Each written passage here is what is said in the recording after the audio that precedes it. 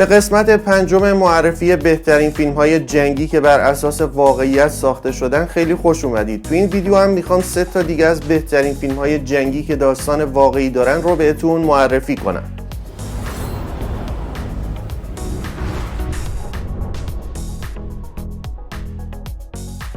فیلم اول فیلم غلاف تمام فلزی، ژان جنگی اکشن درام، مدت فیلم 116 دقیقه، محصول کشور آمریکا انگلستان، سال ساخت 1987. این فیلم جنگی که بر اساس داستان واقعی ساخته شده به کارگردانی و تهیه کنندگی استنلی کوبریک یک بار نامزد دریافت جایزه اسکار شده و در مجموع تونسته 8 بار برنده جایزه و 15 بار هم نامزد دریافت جایزه بشه و جزء 250 فیلم برتر تاریخ هم قرار بگیره.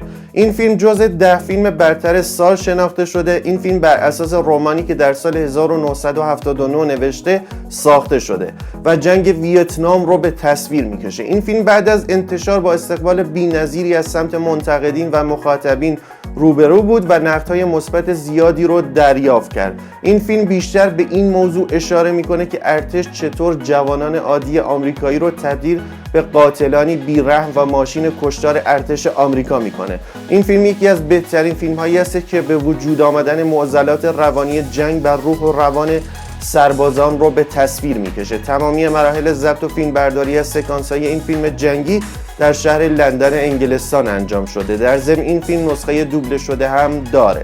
امتیاز این فیلم در IMDb 8.3 از 10، امتیاز منتقدین 78، میزان رضایت از این فیلم 94% و رده سنیش هم بالای 17 ساله.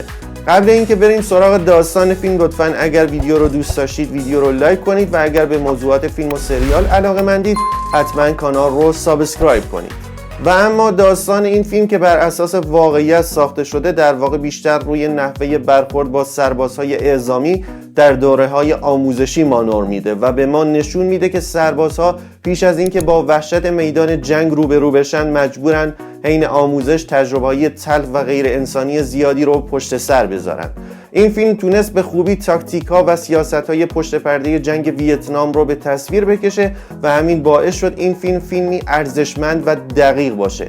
تعدادی از بازیگران این فیلم چون قبلا در ارتش بودن از تجربیاتشون استفاده کردن تا فیلمی واقع‌گراتر و دقیق‌تری ساخته بشه. در واقع این فیلم در طول جنگ ویتنام اتفاق میفته و در مورد تعدادی از نیروهای نظامی تازه استخدام شده است که تحت فرمان یک فرمانده بی‌رحم به اسم هارتمن در کمپ نظامی آموزش می‌بینن و بعد از گذراندن دوره آموزشی عده‌ای از اونها به جنگ ویتنام اعزام میشن. این فیلم به 2 بخش تقسیم میشه که بخش اولش دوره آموزشی سربازا رو نشون میده و بخش دوم درگیری‌های خیابونی جنگ ویتنام رو به تصویر میکشه که فوق‌العاده جذاب، اکشن و دیدنیه. و اما فیلم دوم فیلم جوخه، ژان جنگی اکشن تاریخی درام، مدت فیلم 120 دقیقه، محصول کشور آمریکا انگلستان، سال ساخت 1986. این فیلم که داستانی واقعی داره به کارگردانی و نویسندگی الیور استون 4 بار برنده جایزه اسکار شده و در مجموع تونسته 24 بار برنده جایزه و 16 بار هم نامزد دریافت جایزه بشه و 3 جایزه بفتا رو هم دریافت کرده. در ضمن این فیلم جنگی جزء 250 فیلم برتر تاریخ قرار گرفته. از بازیگران معروف این فیلم جانی دپ رو میتونیم نام ببریم. این فیلم بر اساس تجربیات شخصی کارگردان این فیلم به عنوان پیاده نظام ارتش آمریکا در جنگ ویتنام ساخته شده. این فیلم اولین بار در جشنواره فیلم برلین اکران شد. این فیلم بعد از اکران تونست نظر مثبت منتقدین و مخاطبین رو به دست بیاره و با استقبال خوبی مواجه بشه. این فیلم اولین فیلم هالیوودی بود که کارگردان و نویسندش از مجروحین جنگ ویتنام بود. تمامی مراحل ضبط و فیلمبرداری از سکانس‌های این فیلم جنگی در کشور فیلیپین انجام شده. امتیاز این فیلم در IMDb 8.1 از 10، امتیاز منتقدین 92، میزان رضایت از این فیلم 93% که میزان بسیار بالاییه و رده سنیش هم بالای 17 ساله. داستان این فیلم که بر اساس واقعیت ساخته شده در واقع طرز فکر سربازانی که به جنگ ویتنام اعزام میشن رو میبینیم و متوجه میشیم که سربازها در جنگ هیچ کنترلی روی سرنوشتشون ندارن و بدون اینکه بدونن سرانجامشون چیه باید از دستورات فرماندهشون پیروی کنن. مهمترین کاری که این فیلم جنگی انجام میده اینه که احساس ترس و سردرگمی که سربازها در اولین عملیات ها تجربه میکنن رو به ما منتقل میکنه.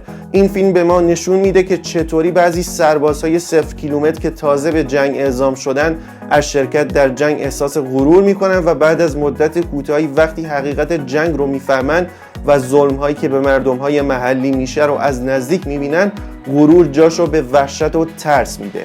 و این فیلم در مورد یه سرباز جوون ساده و بی تجربه است به اسم کریس تیلور که خانواده و دانشگاهش رو رها میکنه و داوطلبانه به جنگ ویتنام میره و اونجا 2 مافوق داره. یکیشون خیلی آدم خوب و مهربونیه و یکی دیگهشون بسیار آدم بدذاتیه. حالا با به وجود اومدن حوادث بسیار ناگواری، کریس خودش رو بین درگیری‌های این 2 نفر میبینه و بعد از مدتی که با ترس‌های جنگ و دوگانگی انسان‌ها روبرو میشه، درگیر یه بحران اخلاقی میشه.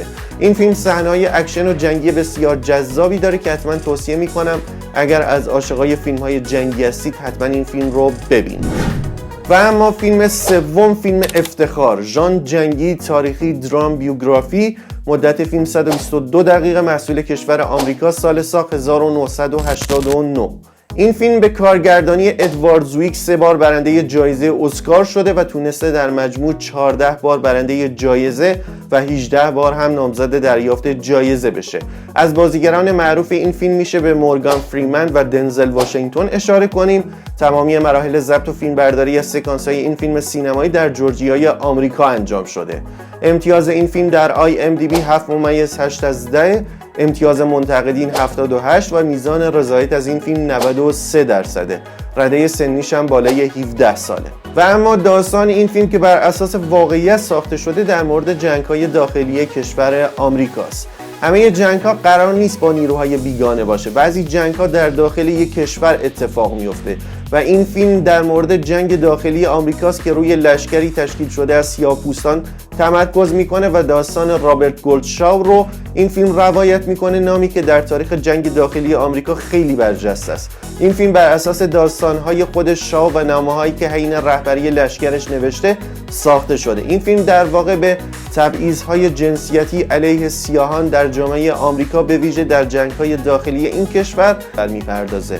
این جنگ‌ها بین ایالت‌های شمالی متحدین و ایالت‌های جنوبی رخ میده. مسئولین شهر بوستون در ماساچوست از ایالت‌های شمالی که مخالف بردهداری هستند هنگی از سربازان سیاه رو تشکیل میدن و رابرت شاو که قبلا در جنگ حضور داشته و آدم خیلی ترسویی هم هست و فرزند یکی از خانواده‌های بانفوذ و اشرافی این شهر رو فرمانده این هنگ میکنن. شاو به آموزش این هنگ که اکثراً برده‌های فراری ایالت‌های جنوبی هستند میپردازه، اما تبعیض‌های جنسیتی که نسبت به سیاهان وجود داره مانع از این میشه که این هنگ به جبهه‌های جنگ اعزام بشه و حتی سربازهای این هنگ لباس فرم و پوتین هم از ارتش دریافت نمی‌کنن و اصلا جزء سرباز حساب نمیشن و همین تبعیض‌ها باعث میشه شاه به شدت با این تبعیض‌های نژادی مبارزه کنه و لیاقت‌های هنگ خودش رو به رده‌های بالا ثابت کنه که بسیار جذاب و دیدنی که توصیه میکنم این فیلم جنگی و حماسی رو حتما ببینید.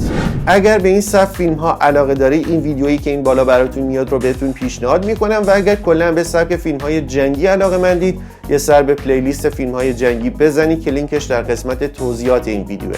دمتون گرم، لایک و سابسکرایب ویدیو یادتون نره و تا ویدیوی بعدی همتون رو به خداوند بزرگ میسپارم.